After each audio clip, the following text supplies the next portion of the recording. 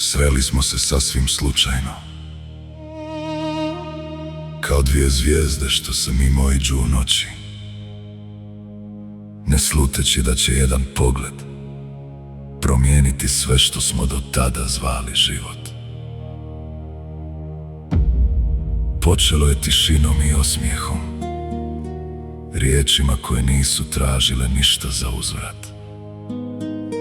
Prijateljstvo je raslo polako, kao proljeće koje se ušunja nakon duge zime. A onda, jednog dana, sasvim neprimjetno, srce je prestalo da pita za razum. Zaljubili smo se, bez plana, bez namjere, bez izlaza. Ti voliš mene, ja volim tebe. To nikada nije bila tajna među našim pogledima. Tajna je samo zašto ljubav nekad nije dovoljna. Na tvojoj strani stoji jedna prepreka, sitnica za cijeli svijet, a planina za tvoje srce. Korak koji ne možeš napraviti, riječ koju ne možeš izgovoriti, vrata koja ne uspijevaš otvoriti. Ne ljutim se, samo se svake noći pitam koliko čovjek može čekati ljubav, a da ne izgubi sebe. Čekat ću te još danas, možda i sutra, možda dok posljednja nada ne izgori kao svijeća na vjetru.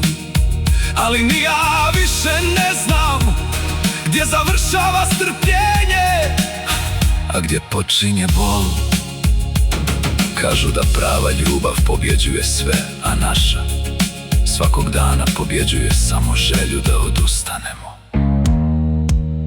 Ako jednom skupiš snagu da srušiš zid između nas, naći ćeš me tamo gdje si me ostavila, sa istim srcem, možda umornim, ali još uvijek tvojim. Ako nikada ne dođeš, neću žaliti što sam te volio. Žalit ću samo što smo bili dvoje ljudi koji su imali sve, osim jednog jedinog koraka koji bi nas pretvorio zauvijek. Jer postoje ljubavi koje nisu prestale da postoje, nego su ostale da žive u tišini, u čekanju i u suzama koje niko ne vidi. I možda će jednog dana neko reći da smo bili pogrešno vrijeme i pravi ljudi, a ja ću znati istinu.